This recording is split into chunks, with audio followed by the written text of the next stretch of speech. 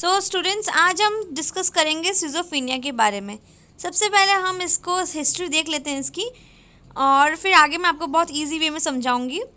Differentiated two clinical types: dementia praecox and mania depressive illness. ये Emil Kraepelin ने दिया था 1896 में। उसी के बाद यूजन ब्लूलर ने 1911 के अंदर rename dementia praecox in schizophrenia. उसने डिमेंशिया प्रीकॉक्स का नाम सिजोफ्रेनिया दे दिया। Okay, recognise that prognosis is not poor as prescribed as क्रिप्लिन।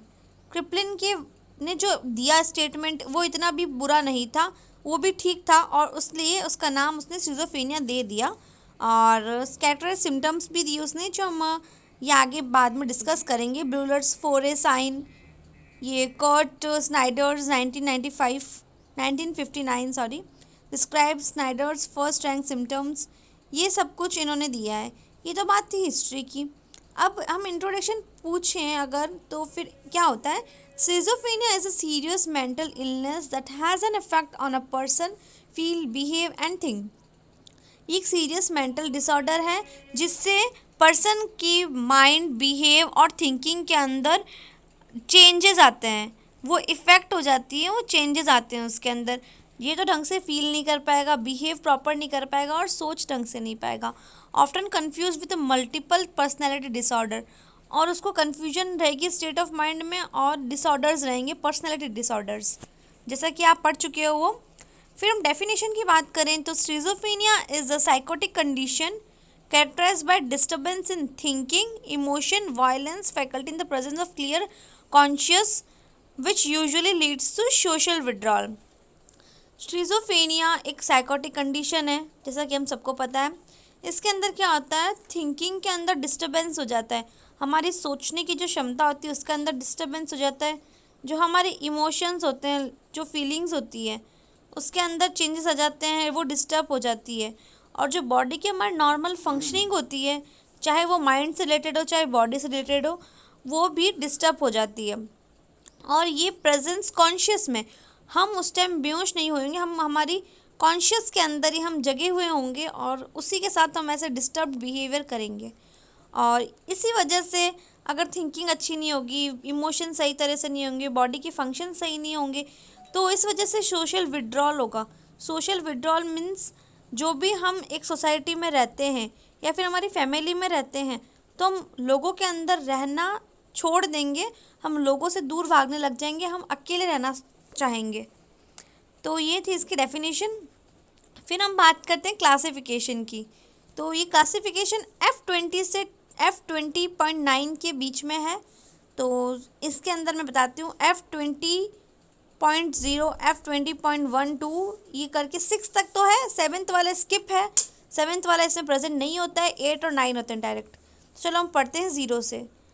Paranoid schizophrenia है फर्स्ट, F20.1 है हैब्रिफेनिक स्किज़ोफ्रेनिया, F20.2 है कैटाटोनिक स्किज़ोफ्रेनिया, F20.3 है अनडिफ्रेंशिएटेड स्किज़ोफ्रेनिया, F24 है पोस्ट स्किज़ोफ्रेनिक डिप्रेशन, F20.5 है रेसिडुअल स्किज़ोफ्रेनिया, F20.6 है सिंपल स्किज़ोफ्रेनिया, F20.8 है other schizophrenia, F20.9 है schizophrenic unspecified. ये सब इसकी क्लासिफिकेशन है स्किज़ोफ्रेनिया के। फिर अब एपिडेमियोलॉजी की बात करें तो अफेक्ट 1% ऑफ जनरल पॉपुलेशन। जितनी भी जनरल पॉपुलेशन है उसके 1% पीपल्स को ये अफेक्ट करता है schizophrenia. 8% in siblings of affected subject, 8% siblings को अफेक्ट करता है, जो भी सिबलिंग्स होते हैं लाइक घर के अंदर भाई बहन, और 8% ये चीज़ उनको इफ़ेक्ट करता है। 12% in offspring of one affected parent. अगर दोनों पेरेंट में से एक को स्किज़ोफ्रेनिया है तो उनके चांसेस 12% रहेंगे कि उनके होने वाले बच्चों को भी हो सकता है। तो 12% चांसेस उनके बच्चों को होने का है। 40% इन ऑफस्प्रिंग ऑफ 2 और बोथ अफेक्टेड पेरेंट्स। अगर दोनों ही पेरेंट्स अफेक्टेड है स्किज़ोफ्रेनिया से, तो उनके जो बच्चे होंगे उसको 40% चांसेस रहेगा होने का schizophrenia. 47% in subjected of affected monozygotic twins. Monozygotic twins के अंदर 47% चांसेस होंगे सिजोफ्रेनिया होने के। ओके, तो सबसे ज़्यादा होगा मोनोजाइगोटिक में, देन 2 पेरेंट अफेक्टेड होंगे उनके ऑफस्प्रिंग में, देन 1 अफेक्टेड पेरेंट्स के ऑफस्प्रिंग में, एंड नेक्स्ट सिबलिंग्स में, और 1% जनरल पॉपुलेशन में। इटियोलॉजी की बात करें कि किस कॉज से, किस रीज़न से सिजोफ्रेनिया हो सकता है, तो मल्टीपल पॉसिबल फैक्टर्स होते हैं, बहुत सारे हो सकते हैं। सबसे पहले है बायोलॉजिकल थ्योरीज, और इसके बारे में बताती हूँ मैं आपको। Biological theories excessive of dopaminergic activity other neurotransmitter like norepinephrine, serotonin, acetylcholine, GABA. तो इसके अंदर डोपामिन बहुत ज़्यादा अमाउंट में हो जाता है अगर बॉडी के अंदर, तो उस वजह से भी हमारे न्यूरॉन्स में डिसेबिलिटी आ जाएगी और वो डिस्टर्ब हो जाएंगे, जिसकी वजह से सिजोफ्रेनिया हो सकता है। abnormality found in cerebral ventricle limbic system, frontal cortex, thalamus, basal ganglia and cerebellum, इन सब में abnormality आ जाएगी ये डोपामिन हाई होने की वजह से। इसके अंदर सिर्फ इतना ही है, डोपामिनर्जिक एक्टिविटीज़ इंक्रीज हो जाने की वजह से, डोपामिन इंक्रीज होने की वजह से एक्टिविटीज़ डिस्टर्ब हो जाएगी। नेक्स्ट है बायोलॉजिकल थ्योरीज।